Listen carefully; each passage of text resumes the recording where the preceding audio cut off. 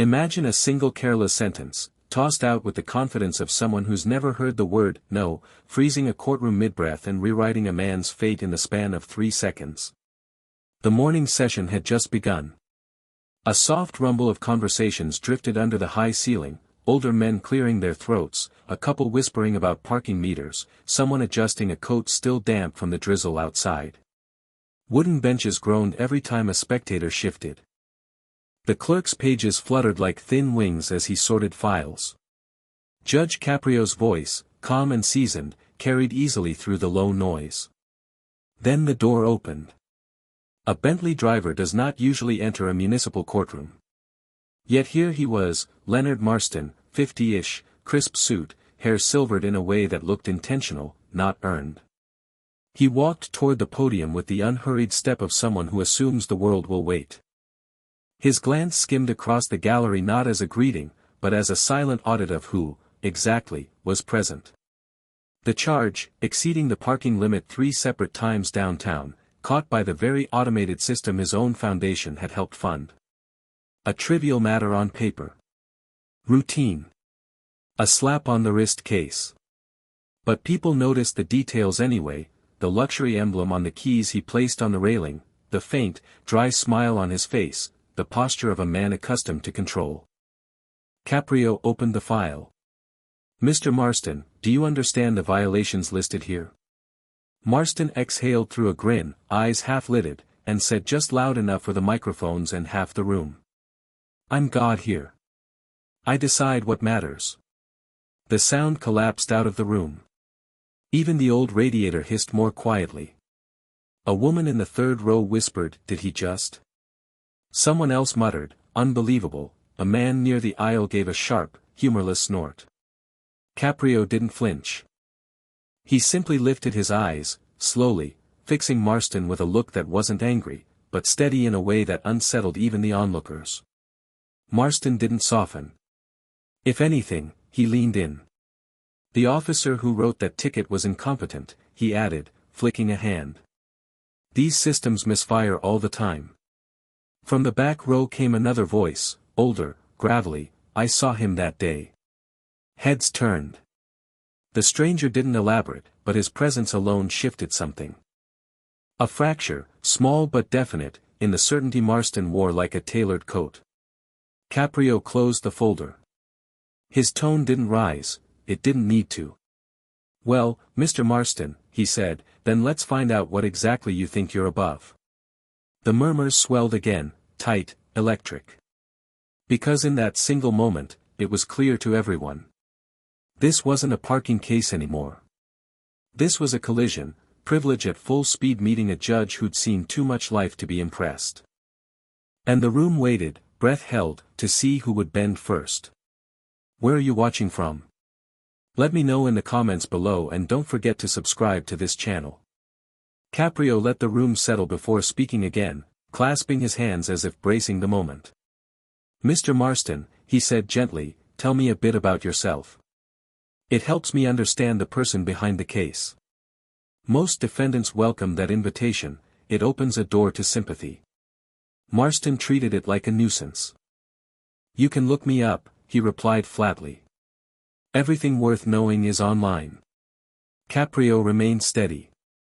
"I'm interested in the parts the internet can't summarize."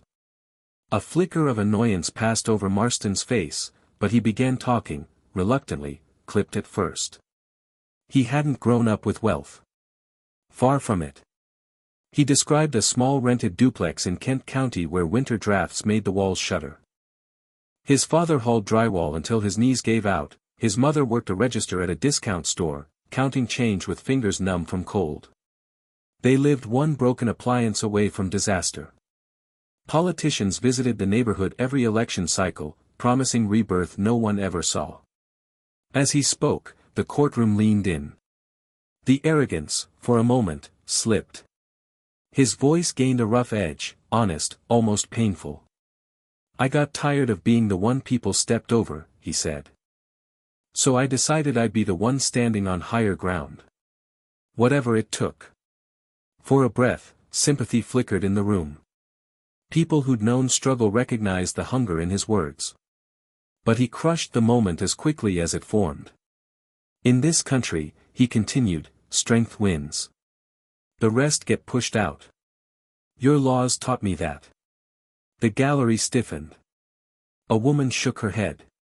A man muttered something under his breath about folks forgetting where they come from. Caprio didn't argue. He typed something into his computer, eyes narrowing, not at Marston's philosophy, but at a detail buried within his earlier remarks. You said earlier, the judge noted quietly, that you weren't supposed to be in Providence the day you were ticketed. Why not? The question hit like a pin dropped in a silent church. Marston blinked once, too slowly. I had a meeting out of state, he said. Plans changed. His tone sounded controlled, but his jaw gave a small, unmistakable clench. The judge didn't press. Not yet.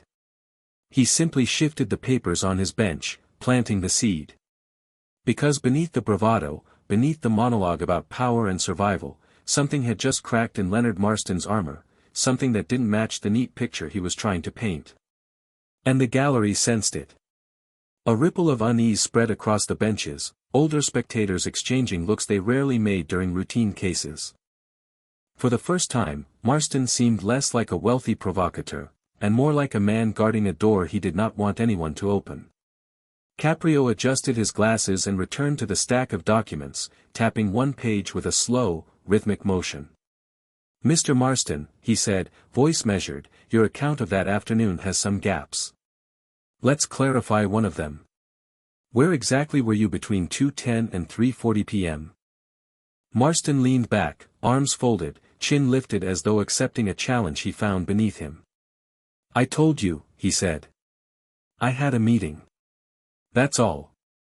Before the judge could respond, a soft voice came from the third row. Excuse me. Your Honor. Heads turned. A woman in a plain navy sweater rose, mid-50s, hair pulled back in a frayed clip, the look of someone accustomed to being overlooked. Her hands trembled slightly as she clasped them in front of her. Caprio nodded. Yes, ma'am. She swallowed. I'm sorry to interrupt. But I know where he was that day. He parked his car in front of my building. He blocked the emergency lane. A murmur rolled through the room. Marston's eyes snapped toward her, sharp and cold, like a spotlight turned on an unwelcome guest. Caprio straightened. You're saying he obstructed the access point for emergency services? The woman nodded slowly. The paramedics couldn't get their truck out for several minutes. They were trying to take my elderly neighbor to the hospital. They had to maneuver around his vehicle. I remember the driver shaking his head, it cost them time. She hesitated, then added quietly. I didn't report it. I figured nothing would happen if I did. The gallery reacted as though she had thrown open a window. A few people shifted forward in their seats. Someone whispered, unbelievable. Marston's composure, until now almost theatrical, wavered. His lips tightened. That's exaggerated, he snapped. It was nothing of the sort. People love drama. But the room had already changed. His defensiveness sounded too abrupt, too emotional for a man who claimed total control. Caprio, maintaining his calm, reviewed the timestamps. He noticed something he hadn't before: parking violations processed that day were delayed for 72 hours. Unusual. Automatic systems don't pause. He asked, Mr. Marston, did anyone from the parking bureau contact you that week? No, Marston shot back. Yet another discrepancy. The judge quietly compared the photo logs with the automated entries. The times didn't line up. Captured images suggested the vehicle remained parked far longer than the citation listed. Caprio tapped his pen once, then folded his hands. Mr. Marston, your timeline and the city's records do not match. A ripple of tension spread through the gallery. Older spectators, people who'd lived long enough to sense when something was off, traded glances. Even the bailiff shifted his stance. The judge turned to the unexpected witness. Ma'am, did you see the driver that day? Yes, she answered. It was him. He got out with a phone to his ear. He never looked around. Never noticed the medics trying to inch their way past. Marston exhaled loudly, irritated. This is ridiculous. One woman claims something, and suddenly you treat it like gospel. I was there for minutes, not hours. The judge didn't respond to the outburst.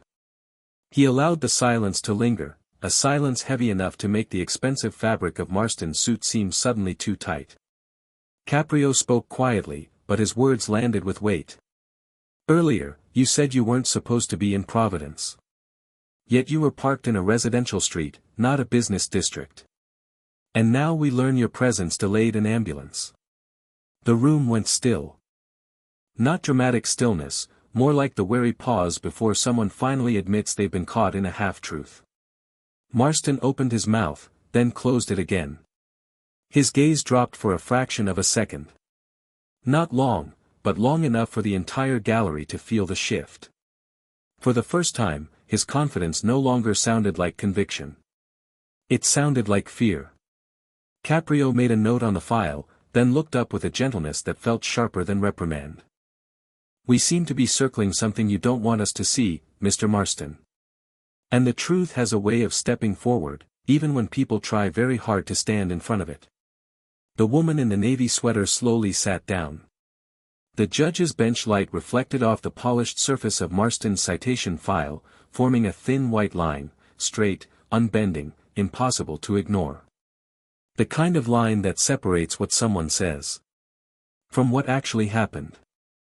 Caprio sifted through the documents again, slower this time, as though weighing each line. Then he lifted his eyes toward Marston with a calmness that felt almost surgical. Mr. Marston, he said, there's something that doesn't sit right. You insisted you had a business meeting that afternoon. Yet your vehicle was parked on a street without a single office building. Only apartments. Why were you there? The shift in Marston's posture was instant, shoulders tightened, jaw locked. His confidence didn't crumble, but it faltered, the way a spotlight flickers before going dim. Before he could reply, Caprio signaled to the bailiff. Bring in the next witness, please. A man in paramedic blues entered the courtroom, broad-shouldered, sun-worn, carrying the fatigue of someone who'd spent decades responding to emergencies. He nodded respectfully to the judge, then faced the gallery. I'm the medic from that call, he said. We had a patient with a cardiac event. We were trying to get him to Rhode Island Hospital. He paused, gathering himself. And we couldn't leave. A Bentley was angled across the exit lane. We tried reversing. We tried inching around. Couldn't do it. I knocked on the windows, no one inside. A heavy silence pressed over the room, thick and unmoving. Even the air vents seemed to hush. Caprio angled his head. How long were you delayed? 3 minutes, the medic answered. 3 long minutes. The kind that matter. A few people in the gallery lowered their eyes. The weight of those words, minutes that matter, landed like a stone. Marston clenched the edge of the table. That's an exaggeration, he muttered. They always overstate things to avoid blame. But the outburst came too quickly, too defensively. And the gallery reacted, murmurs, a soft exhale of disbelief, the unmistakable sound of a room turning against him. Caprio let the noise settle. Mr. Marston, would you like to revise your account? No, Marston snapped. I told you. I was in a meeting. The judge didn't raise his voice. He simply closed the folder, folded his hands, and spoke in a tone that felt colder than reprimand. A witness stated you were leaving a clinic that day. And now a paramedic confirms the location of your vehicle. So I'll ask once more, why were you in that neighborhood? Something flickered across Marston's face, a crack in the armor, quick but unmistakable. He inhaled sharply. I was, at a medical appointment, he finally said. A private one. And that's all anyone needs to know. A ripple went through the gallery, surprise, confusion, curiosity all at once. The woman who had spoken earlier raised her hand timidly. Your Honor. I remember him now. He looked unwell when he stepped out of the building. Pale. Holding his side. The room's energy shifted again. Not sympathy, something more complicated. Understanding, edged with disappointment. Marston's shoulders sank a fraction, as if the truth cost him physical effort. Caprio watched him quietly, then leaned forward just enough to make the moment intimate. If you had said this earlier, he said, everything we've discussed today would look different. But hiding the truth, that is what led us here. The medic stepped back. The woman sat down. And for the first time since entering the courtroom, Marston didn't look like a man in control. He looked like someone standing on the edge of a long-avoided confession. A point from which there was no easy return. Caprio asked the clerk to pull up the parking lot footage. The lights dimmed slightly as the screen flickered on, and the room leaned forward in a single, collective motion. The first frame appeared, the Bentley swinging into view far faster than the narrow street allowed. Tires bumped against the curb. The vehicle landed diagonally across the red-painted zone marked NO, stopping anytime. No ambiguity. No quick minute. This was a full obstruction. The next clip showed the door flying open. Marston stepped out, one hand pressed hard against his ribs, the other gripping his phone. His walk wasn't the stride of a man running errands, it was tight, urgent, almost limping. He disappeared into the clinic doorway. A whisper rolled across the gallery. Someone murmured, "He looks in pain," another shook their head, sympathy mixed with irritation. Then the footage jumped ahead. An ambulance backed toward the exit lane, siren lights silent but spinning. The driver tried easing around the Bentley, the angle was too tight. They reversed, tried again. Same result. On screen, the paramedics' gestures grew sharper, urgency rising. The patient inside couldn't be seen, but the message was unmistakable, every second mattered.